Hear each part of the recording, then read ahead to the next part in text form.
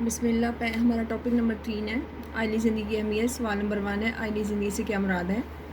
آئلی زندگی لفظ آئل کا معنی ہے آلدار، جبکہ اس کے مقابلے مؤنث کا صیغہ آئلہ ہے جس کے معنی ہے گھرانہ، خاندان، فیملی، کنبے کے لیے ہوتے ہیں۔ اس لحاظ سے آئلی زندگی کا مفہوم خاندانی زندگی، گھریلو زندگی بنتا ہے۔ لغوی اعتبار سے آئلی زندگی میں صرف میاں بیوی اور ان کی اولاد ہی داخل ہے، باقی عزیز و اقربا آئلی زندگی میں مددگار یا متعلقین کی حیثیت رکھتے ہیں۔ آئلی زندگی کی اہمیت۔ آئلی زندگی کو بڑی بقت کی نگاہ سے دیکھا جاتا ہے، اس لیے کنبہ خاندان تہذیب و تمدن کے لیے ایک بنیادی اینٹ کی حیثیت رکھتی ہے۔ گویا کنبہ اولین معاشرتی اکائی ہے۔ انسانی برادری کے قیام و بقا میں کنبے کو وہی حیثیت حاصل ہے جو اینٹ اور پتھر کو عمارت میں ہے۔ ہر عمارت یا مکان کی تعمیر اینٹ یا پتھر کے بغیر ناممکن ہے، اس لیے جیسے عمارت اور مکان کی پختگی کا انحصار اینٹ کی پختگی پر ہوتا ہے، ایسے ہی تہذیب اور معاشرے کی مضبوطی کا انحصار خاندان اور کنبے پر ہوتا ہے۔ آئلی زندگی کا نقطہ آغاز۔ ارشاد باری تعالیٰ ہے هُوَ خَلَقَكُم مِّن نَّفْسٍ وَاحِدَةٍ خَلَقَ مِنْهَا زَوْجَهَا فَبَثَّ مِنْهُمَا رِجَالًا كَثِيرًا وَنِسَاءً۔ وہی اللہ ہے جس نے تمہیں ایک جان سے پیدا کیا اور اس سے اس کا جوڑا حضرت حوا علیہ السلام بنایا اور پھیلائے ان دونوں سے بہت سے مرد اور عورتیں۔ حضرت حوا علیہ السلام کو حضرت آدم علیہ السلام کی بائیں پسلی سے پیدا کیا گیا، پھر ان دونوں سے بہت سے مرد اور عورتیں پیدا کی گئیں۔ خاندانی زندگی کی اہمیت۔ خاندانی نظام قبل اسلام سے پہلے آئلی زندگی کی حالت نہایت ابتر تھی۔ عورت کو ذاتی ملکیت سمجھا جاتا تھا، اس کو ذاتی اور قانونی حیثیت حاصل نہ تھی، بلکہ بعض مذاہب میں تو اسے انسان ہی نہ سمجھا جاتا تھا بلکہ گھریلو ضروریات کی ایک چیز سمجھا جاتا تھا۔ نبی صلی اللہ علیہ وسلم کی ولادت کے بعد اور آپ صلی اللہ علیہ وسلم کی نبوت سے پہلے فرانس نے 586 سن میں عورت پر یہ احسان کیا کہ بہت سے اختلافات کے بعد یہ قرارداد پاس ہوئی کہ عورت ہی انسان کو مگر وہ صرف مرد کی خدمت کے لیے پیدا کی گئی ہے۔ اسی طرح نبی صلی اللہ علیہ وسلم کے بعد جو عورت کو مقام دیا گیا اس کی وضاحت یوں ہوتی ہے کہ نبی صلی اللہ علیہ وسلم نے عورت کو وراثت میں، خاندان میں ماں کی حیثیت سے باعزت رتبہ دیا گیا اور اس کو اس کی اولاد کی پرورش کی ذمہ داری اس کی تھی۔ اسی طرح نبی صلی اللہ علیہ وسلم نے اور اسلام میں جو عورت کو مقام دیا گیا اس سے پہلے کسی مذہب میں یہ مقام عورت کو حاصل نہیں تھا۔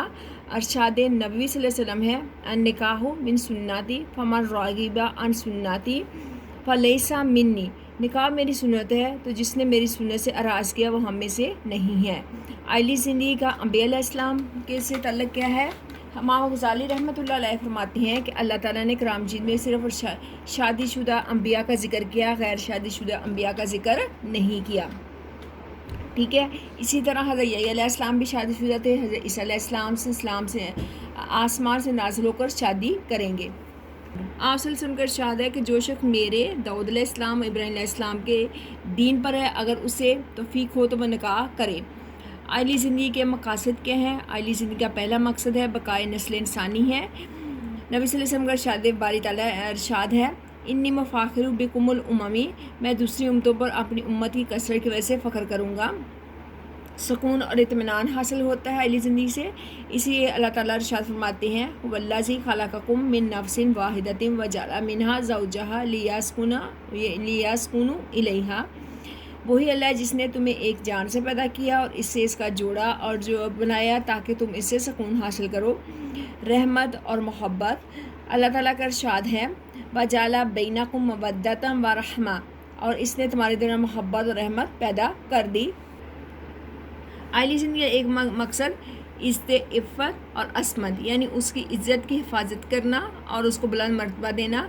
قرآن مجید میں رشتہ ازدواج کو یعنی میاں بیوی کے رشتوں کو احسان کے اسواس سے ہے انعام دیا، جس کا مطلب ہے قلعہ بند ہو کر محفوظ ہو جانا۔ رشتہ ازدواج میں منسلک ہونے کے بعد زوجین محسن یعنی قلعہ بند یا محفوظ ہو جاتے ہیں، گویا وہ شادی کے بعد عفت اور عصمت کے قلعے میں محفوظ ہو کر غیر اخلاقی عملوں سے بچ جاتے ہیں۔ ارشاد باری تعالیٰ ہے فانکحوہن بإذن اہلہن وآتوہن اجورہن بالمعروف محصنات غیر مسافحات ومتخذات اخدان۔ پس ان کے مال کو اجازت سے ان کے نکاح کرو اور دستور کے مطابق ان کے مہر دو، وہ منکوحہ بنائی جائیں، نہ علانیہ بدکاری کرنے والی اور نہ خفیہ آشنائی کرنے والی۔ اسی طرح جو بچے ہیں وہ گھر کی بچے کی جو تربیت ہوتی ہے گھر میں ہوتی ہے، اور گھر بچے کی اولین تربیت گاہ ہے۔ وہ بچہ جو کچھ سیکھتا ہے اس کے ذہن میں راسخ ہو جاتے ہیں، وہ عمر بھر فراموش نہیں ہوتے۔ اللہ تعالیٰ کا ارشاد باری تعالیٰ ہے، یا ایھا الذین آمنوا قوا انفسکم واہلیکم نارا، اے ایمان والے اپنے آپ کو اپنے گھر والوں کو جہنم کی آگ سے بچاؤ۔ نبی صلی اللہ علیہ وسلم نے فرمایا، کلکم راعٍ کلکم مسئول عن رعیتہ، تم میں سے ہر ایک نگہبان ہے، ہر ایک اپنی رعیت کے بارے میں جواب دہ ہے۔ اطاعت رسول، نبی صلی اللہ علیہ وسلم کی اطاعت عائلی زندگی کے اختیار کرنے میں ہے، کیونکہ آپ صلی اللہ علیہ وسلم نے ہمیشہ نکاح کی ترغیب دی اور نکاح کرنے نہ کرنے والوں کی مذمت فرمائی۔ آپ صلی اللہ علیہ وسلم نے فرمایا، مباح چیزوں میں سے اللہ تعالیٰ کے نزدیک محبوب ترین چیز نکاح ہے۔ زوجین کے ایک دوسرے پر کیا حق ہے؟ اسلام میں حقوق کی اہمیت، زوجین کے باہمی تعلق حقوق کیا ہیں؟ جو ایک حق ہے وہ دوسرے کا فرض ہے۔ وَلَهُنَّ مِثْلُ عَلَيْهِنَّ بِالْمَعْرُوفِ وَلِلرِّجَالِ عَلَيْهِمْ دَرَجَاتٌ، ان عورتوں کو مردوں پر اسی طرح حقوق ہیں جس طرح مردوں کے عورتوں پر حق ہے، البتہ مردوں کو عورتوں پر ایک درجہ حاصل ہے۔ خاوند کے فرائض، بیوی کے حقوق، خاوند کے لیے فرض قرار دیا گیا ہے کہ وہ بیوی کے ساتھ اچھا سلوک کرے۔ قرآن مجید میں اللہ تعالیٰ نے بیویوں کے ساتھ حسن سلوک کی تعلیم دیتے ہوئے فرمایا ہے،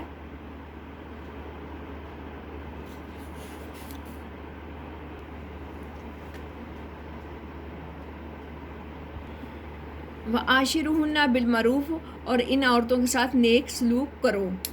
ٹھیک ہے، بیویوں سے حسن سلوک کے متعلق حضور صلی اللہ علیہ وسلم کے مختلف مواقع پر بہت تاکید فرمائی ہے، اور ایک موقع پر آپ صلی اللہ علیہ وسلم نے تم میں سے کامل ایمان والا وہ ہے جو خلق میں اچھا اور اپنی بیوی سے حسن سلوک کرنے والا ہو۔ ایک اور موقع پر آپ صلی اللہ علیہ وسلم نے فرمایا کہ جو لوگ اپنی عورتوں پر زیادتی اور مار پیٹ کرتے ہیں وہ تم میں سے اچھے لوگ نہیں ہیں۔ اسی طرح نبی صلی اللہ علیہ وسلم نے فرمایا، خیرکم خیرکم لأہلی وانا خیرکم لأہلی، تم میں سے بہترین شخص وہ ہے جو اپنے گھر والوں کے بہتر ہے، میں اپنے گھر والوں کے لیے تم میں سے سب سے بہترین ہوں۔ دوسرا اس عورت کا حق ہے اس کے حق مہر کی ادائیگی کی جائے۔ ارشاد باری تعالیٰ ہے، وَآتُوا النِّسَاءَ صَدُقَاتِهِنَّ نِحْلَةً، عورتوں کے مہر خوشی خوشی ادا کیا کرو۔ ایک دوسری جگہ ارشاد فرماتے ہیں، اللہ تعالیٰ کا ارشاد ہے، وَآتُوهُنَّ أُجُورَهُنَّ بِالْمَعْرُوفِ، اور ان کے حق مہر دستور کے مطابق ادا کرو۔ اسی طرح اللہ تعالیٰ نے تیسرا جو حق مقرر کیا عورت کا، اس کا نفقہ اور سکنا ہے۔ وَقَدْرُهُ عَلَىٰ مُقْتَضِی قَدْرِهِ، مالدار پر اس کی استطاعت کے مطابق اور مفلس پر اس کی استطاعت کے مطابق نفقہ فرض ہے۔ آپ صلی اللہ علیہ وسلم نے فرمایا، مرد جو کچھ کھائے اسے کھلائے، جیسا پہنے اسے ویسا ہی پہنایا جائے۔ عدل و انصاف، ارشاد باری تعالیٰ ہے، فَإِنْ خِفْتُمْ أَلَّا تَعْدِلُوا فَوَاحِدَةً، پس تمہیں ڈر ہو کہ اگر زیادہ بیوی عدل نہ کر سکو تو ایک ہی سے نکاح کر لو۔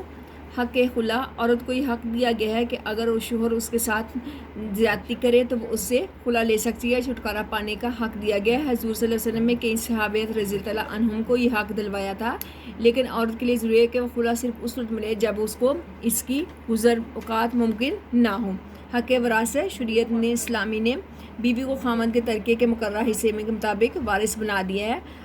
اخلاقی نگہداشت، شریعت اسلامی نے مرد کی یہ بھی ذمہ داری ہے کہ وہ اپنی بیوی کے اخلاق و کردار کی نگہداشت کرے۔ شوہر کے حقوق، بیوی کے فرائض، اسلامی شریعت نے بیوی کے بھی کچھ فرائض مقرر کے اطاعت و فرمانبرداری، عورت کی لازم ہے کہ اپنے شوہر کی اطاعت کرے۔ آپ صلی اللہ علیہ وسلم نے فرمایا، بہترین عورت وہ ہے جو خاوند کی اطاعت کرے۔ ایک اور موقع پر فرمایا، خدا کے علاوہ کسی اور کو سجدے کا حکم دیتا تو بیوی سے کہتا کہ اپنے خاوند کو سجدہ کرے۔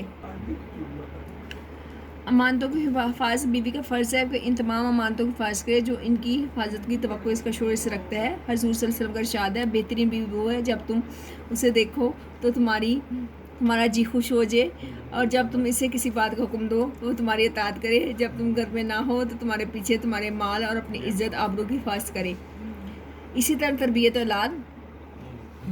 اولاد کی تربیت والد اور ماں کا اولین فرض ہے۔ اس کو اسی طرح کرنا چاہیے کہ وہ اپنے خاوند کی مجرم نہ ہو اور اپنے معاشرے کی مجرم بھی نہ ہو۔ شکر گزاری، بیوی کو اپنے خاوند کا شکر گزار ہونا چاہیے، یہ اس پر فرض ہے کیونکہ اس کا خاوند اس کی عزت کا محافظ اور اس کی تمام ضرورت کا کفیل ہے۔ آگے ہے 5واں فرض ہے خاوند کی خوشنودی۔ ایک موقع پر آپ صلی اللہ علیہ وسلم فرمایا اگر بیوی اس حال میں سے دنیا سے رخصت ہو کہ اس کا خاوند اس سے نہ خوش ہو تو وہ جنت میں نہیں جائے گی۔ اظہار زینت، بیوی کا ایک فرض بھی ہے وہ خاوند کے لیے خود کو بنوا سنوار کر رکھے۔ نمبر 7، خاوند کے رشتہ داروں سے حسن سلوک، بیوی کا یہ فرض ہے کہ اس کے خاوند کے رشتہ داروں کے ساتھ بھی اچھا سلوک کرے۔ سوال نمبر 4 ہے اولاد کے حقوق و فرائض کے بارے میں آپ کیا جانتے ہیں؟ اولاد کے فرائض: والدین کے حقوق، احسان اور حسن سلوک، والدین کے ساتھ نیکی، بھلائی، حسن سلوک کی بڑی تاکید کی گئی ہے۔ سورۃ النساء میں ارشاد باری تعالیٰ ہے وَاعْبُدُوا اللَّهَ وَلَا تُشْرِكُوا بِهِ شَيْئًا وَبِالْوَالِدَيْنِ إِحْسَانًا، اور عبادت کرو اللہ کی اور شرک اس کے ساتھ نہ کرو اور والدین کے ساتھ اچھا سلوک کرو۔ شکر گزاری کرنا، والدین کے احسان کا شکر گزار بھی ہونا چاہیے۔ اللہ تعالیٰ کا ارشاد ہے ان اشکر لی والدیکی، ہم نے انسان کو تاکید کی وہ میرا اور اپنے والدین کا شکر ادا کریں۔ اسی طرح ادب و احترام اور گفتگو میں نرمی کے حکم دیا ہے فَلَا تَقُل لَّهُمَا اُفٍّ وَلَا تَنْهرْهُمَا وَقُل لَّهُمَا قَوْلًا كَرِيمًا، بس ان دونوں کو اف تک نہ کہو اور ان کو نہ جھڑکو، ان سے ادب کے ساتھ بات کرو۔ عاجزی انکساری کا رویہ، والدین کو چاہیے کہ بچوں کے ساتھ عاجزی انکساری کا رویہ اختیار کریں۔ بچوں کو چاہیے کہ والدین کے ساتھ عاجزی انکساری کا رویہ اختیار کریں۔ واقفِ لَهُمَا جُنَاحَ الذُّلِّ مِن رَحْمَتِی، ان دونوں کو والدین کے آگے رحم کے ساتھ عاجزی کے بازو جھکائے رکھو۔ ایک حدیث میں آپ صلی اللہ علیہ وسلم فرمایا ہے کہ بچہ جب اپنے والدین کی طرف محبت اور رحمت کی نظر سے دیکھتا ہے تو اللہ کریم ہر نظر کے بدلے میں ایک مقبول حج اس کے لیے لکھ دیتا ہے۔ جسمانی خدمت، والدین کی خدمت بھی اولاد پر فرض ہے۔ صلی اللہ علیہ وسلم فرمایا والدین کی خدمت کو جہاد سے بھی افضل قرار دیا۔ ایک دفعہ آپ صلی اللہ علیہ وسلم فرمایا کہ خطبے کے لیے منبر پر تشریف لے جاتے ہوئے فرمایا کہ وہ شخص خوار ہوا۔ صحابہ کرام رضی اللہ عنہم نے پوچھا یا رسول اللہ کون خوار ہوا؟ آپ صلی اللہ علیہ وسلم فرمایا وہ شخص جس نے اپنے ماں باپ کو ان میں سے کسی ایک کو بڑھاپے کے حال میں پایا پھر ان کی خدمت کر کے جنت میں نہ گیا۔ مالی خدمت ہے، والدین کی یسألونک ماذا ينفقون قل ما انفقتم من خیر للوالدین، لوگ آپ صلی اللہ علیہ وسلم سے سوال کرتے ہیں کیا خرچ کریں؟ کہہ دیجئے جو کچھ اچھے مال میں سے خرچ کریں والدین کے لیے۔ دعائے مغفرت، والدین کے لیے دعائے مغفرت انبیاء علیہ السلام کی سنت میں سے ان کے لیے دعا کرنی چاہیے۔ رب اغفر لی والدیّ، والدین کی ناراضگی سے بچنا، اولاد کے لیے ضروری ہے کہ والدین کی خدمت کر کے انہیں خوش بھی رکھے اور ہمیشہ ان کی ناراضگی سے بچے، خوب خدمت کر کے ان سے دعائیں لے اور ان کی دعاؤں سے بچے، بد دعا سے بچے۔ اولاد کے حقوق، والدین کے فرائض، سب سے پہلے اولاد کا حق ہے اولاد کشی کی ممانعت۔ وَلَا تَقْتُلُوا أَوْلَادَكُمْ خَشْیَةَ إِمْلَاقٍ وَنَحْنُ نَرْزُقُهُمْ وَإِيَّاکُمْ، اپنے اولاد کو مفلس کے ڈر سے قتل نہ کرو، ہم تمہیں اور انہیں خود رزق دیتے ہیں۔ رسول صلی اللہ علیہ وسلم نے فرمایا بے شک اللہ تعالیٰ نے تم پر ماؤں کی نافرمانی اور بیٹوں کو زندہ دفن کرنا حرام ٹھہرایا ہے۔ اچھا نام رکھنا، والدین کی ذمہ داری ہے کہ بچوں کا اچھا نام رکھے اور ان کی اچھی تربیت کرے۔ رضاعت، والدین کے ذمہ ہے کہ اولاد کا ایک اہم حق ہے بچوں کو دودھ پلانے کا انتظام کرے۔ ارشاد باری تعالیٰ ہے والوالدات یرضعن اولادہن حولین کاملین، مائیں اپنے بچوں کو پورے 2 سال دودھ پلائیں۔ عقیقہ، اولاد کی پیدائش پر عقیقہ بھی ان کا حق ہے۔ عقیقہ دراصل ان بالوں کو کہتے ہیں جو بچے کی پیدائش پر اس کے سر پر ہوتے ہیں، پھر اس جانور کو بھی عقیقہ کہا جاتا ہے جو بچے کی پیدائش کے 7ویں روز ذبح کیا جاتا ہے۔ عقیقہ سنت ہے ہر صاحب ساتھ شخص کے لیے، ہر لڑکے کی ولادت پر 2 اور لڑکی کی ولادت پر 1 بھیڑ، بکری یا بکرا ذبح کیا جائے۔ پرورش، اولاد کی پرورش حفاظت والدین کا اہم ذمہ ہے اور فریضہ ہے۔ والدین اولاد کو عطیہ خداوندی سمجھے اور ان کی پرورش میں کوئی کسر نہ چھوڑیں۔ اولاد کی حفاظت اور پرورش خوشنودی باری تعالیٰ کا سب سے بڑا ثبوت رسول اللہ صلی اللہ علیہ وسلم کا یہ ارشاد باری ہے لڑکی کی پرورش والدین اور دوزخ کے درمیان پردہ ہے، کیونکہ لڑکی لڑکے کی نسبت کمزور ہوتی ہے، اس لیے اسلام نے اس کی پرورش نگہداشت کی خاص تاکید کی ہے۔ تعلیم و تربیت، بچوں کی بہترین تعلیم و تربیت کی جائے، اس لیے ارشاد باری تعالیٰ ہے یا ایھا الذین آمنوا قوا انفسکم واہلیکم نارا، اللہ تعالیٰ اے ایمان والو اپنے آپ کو اور اپنے اہل و عیال کو آگ سے بچاؤ. یہ خاندان کے سربراہ کو حکم ہے کہ شرعی احکام کی اطاعت کر کے اہل و عیال کو اپنی دینی زندگی کا عادی بنا کر خود کو اور اپنے اہل و عیال کو جہنم کی آگ سے بچائے. اولاد کے درمیان مساوات. حضور صلی اللہ علیہ وسلم فرمایا جس شخص کے ہاں لڑکی پیدا ہو اور اسے زندہ رہنے دے، اسے حقارت سے نہ دیکھے، نہ اس پر لڑکی کو ترجیح دے، تو اللہ تعالیٰ اسے جنت میں داخل فرمائے گا.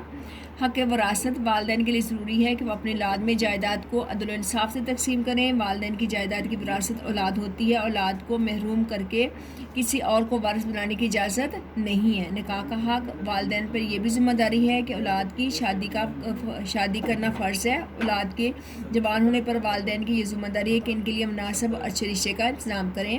دعا کرنا. والدین کا یہ بھی فرض ہے کہ وہ اپنی اولاد کو بھلائی کے لیے دعا کرتے رہیں، انہیں اس حق کو محروم نہ کریں، کیونکہ والدین کی باتیں اولاد کے لیے کامیابی کا سبب ہوتی ہیں. انتخابی سوالات. عائلی زندگی سے مراد ہے خاندانی زندگی. انسان پیدائش سے لے کر موت تک ساری زندگی گزارتا ہے خاندان میں. انسانی تمدن کی ابتدا ہوتی ہے خاندان سے. زوجین خاندان اور ان کے اہم ستون ہوتے ہیں 2. احسان کا معنی ہے قلعہ بند ہو کر بیٹھ جانا. نکاح ایک جوڑے کے درمیان کس قسم کی زندگی کو بنیاد فراہم کرتا ہے؟ عائلی زندگی. عائلی زندگی کا مقصد ہے نسل انسانی کی بقا. اسلامی تعلیمات کو مطابق خاندان کی حفاظت کی ذمہ داری ہے مرد پر. نبی اکرم صلی اللہ علیہ وسلم کا فرمان ہے اچھی عورت وہ ہے جب شوہر اسے دیکھے تو اسے مسرت ہو. حضور اکرم صلی اللہ علیہ وسلم کی یہ عمر مبارک والدہ مائدہ کے انتقال کے وقت کتنی تھی؟ 4 سال. اسلام میں والدین پر اولاد کے حقوق ہیں فرض. اے ایمان والو اپنے آپ کو اپنے اہل خانہ کو بچاؤ کس سے؟ دوزخ سے. خاندان کے ستون ہیں 3. زوجین سے کیا مراد ہے؟ زوجین سے مراد میاں بیوی ہیں. مختصر سوالات ہیں. درجہ پہلا سوال عائلی زندگی سے کیا مراد ہے؟ عائلی زندگی سے مراد خاندانی زندگی ہے. معاشرتی سیاسی ذمہ داری.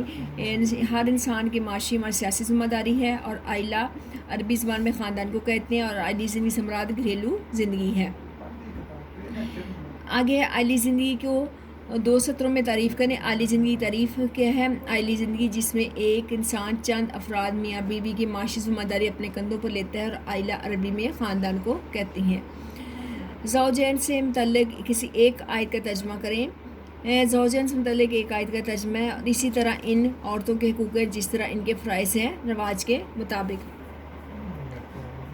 اللہ تعالیٰ نے شوہر بیوی کے تعلق کو محبت اور رحمت کا تعلق قرار دیا ہے. آیت کا حوالہ دیجیے.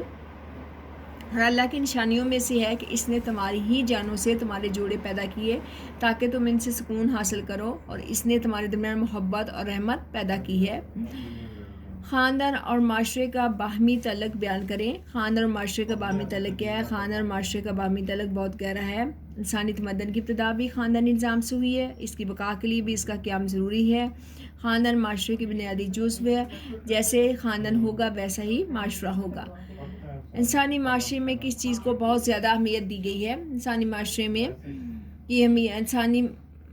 میں اسلام میں انسانی معاشرے میں کس چیز کو بہت زیادہ اہمیت دی ہے؟ انسانی معاشرے میں اسلام نے انسانی معاشرے کو مضبوط کرنے کے لیے نکاح کو حکم دیا ہے. قرآن نے تمام کمواروں کی شادی کرنے کا حکم دیا ہے. نبی کریم صلی اللہ علیہ وسلم نے فرمایا ہے کہ آپ صلی اللہ علیہ وسلم نے اپنی اور انبیاء کی سنت اسے نکاح کو قرار دیا ہے. معاشرے کے 2 اہم ستون کون سے ہیں؟ معاشرے کے دو اہم ستون زوجین یعنی شوہر اور بیوی. اسلامی معاشرے کے 2 اہم ستون ہیں. قرآن مجید میں ارشاد باری تعالیٰ ہے وہی خدا ہے جس نے تمہارے جوڑے بنائے اور زمین میں پھیلا دیا. اللہ تعالیٰ نے اسے سکون کا باعث بھی قرار دیا ہے. عائلی زندگی کی اہمیت کے حوالے سے ایک قرآنی آیت کا ترجمہ لکھیے. قرآنی آیت وہی اللہ ہے جس نے تمہیں ایک جان سے پیدا کیا. اس نے اس کا جوڑا بنایا تاکہ وہ اس سے سکون حاصل کریں. عائلی زندگی کے کیا مقاصد ہیں؟ مختصر بیان کے عائلی زندگی کے مقصد ہیں نسل انسانی کی بقا. عائلی زندگی کا مقصد ہے پاکیزہ ترین رشتہ نکاح کے ذریعے استوار کرنا.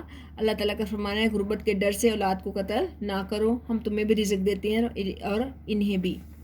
قرآن مجید نے نیک بیوی کی کیا صفت بیان کی ہے؟ نیک بیوی کی صفت بیان کی گئی ہے کہ نیک عورت فرمانبردار شوہر کی عدم موجودگی میں اس کے گھر کی محافظ ہوتی ہے۔ نبی کریم صلی اللہ علیہ وسلم نے اچھی عورت کی کیا صفات بیان کی ہیں؟ نبی کریم صلی اللہ علیہ وسلم اچھی عورت وہ ہے جب اس کا شوہر دیکھے، اسے مسرت ہو، حکم دے اس کی اطاعت کرے، اس کی غیر موجودگی میں اس کے مال اور اپنی آبرو کی حفاظت کرے۔ اسی طرح بیوی کے حقوق تحریر کریں، بیوی کے حقوق نفقہ کی ادائیگی، حق مہر ادا کیا جائے۔ اسی طرح خامد کے دو حقوق بیان کیے ہیں۔ خامد کے دو حقوق کون سے ہیں؟ خامد کی غیر موجودگی میں مال اور اولاد اور گھر کے حفاظت، بیوی کی صحیح تربیت، بچوں کی صحیح تربیت کرنا۔ والدین کے ساتھ حسن سلوک سے متعلق آیت کا ترجمہ کیا ہے۔ والدین کے ساتھ حسن سلوک سے متعلق ترجمہ یہ ہے کہ نبی صلی اللہ علیہ وسلم، میرے رب نے حکم دیا ہے کہ تم اس کے سوا کسی کی عبادت نہ کرنا، والدین کے ساتھ حسن سلوک کرو۔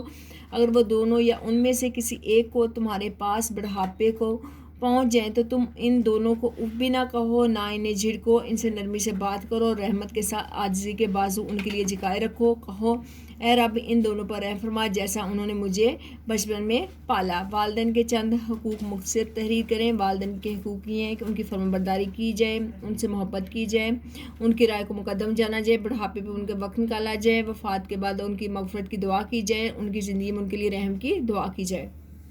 والدین کے چند فرائض۔ والدین کے فرائض: اولاد کی پرورش کرنا، تعلیم و تربیت کرنا، ان میں عدل و انصاف رکھنا، اچھا نام رکھنا، ان کی مرضی کی شادی کرنا۔ نیک اولاد کے لیے والدین کو کیا فائدہ ہوتا ہے؟ نیک اور صالح اولاد والدین کے لیے صدقہ جاریہ ہوتا ہے۔ آپ صلی اللہ علیہ وسلم رشتہ ازدواج کا کیا نام دیا ہے؟ اس کے کیا معنی ہے؟ رشتہ ازدواج کو احسان کا نام دیا ہے، جس کے مطلب ہے قلعہ بند ہو کر محفوظ ہو جانا۔ اہل خانہ سے حسن سلوک سے متعلق حدیث مبارکہ کا ترجمہ لکھیں۔ اہل خانہ سے متعلق ہے، تم میں سے بہترین وہ ہے جو اپنے گھر والوں کے لیے بہتر ہے، اور میں اپنے گھر والوں کے تم سب سے زیادہ بہتر ہوں۔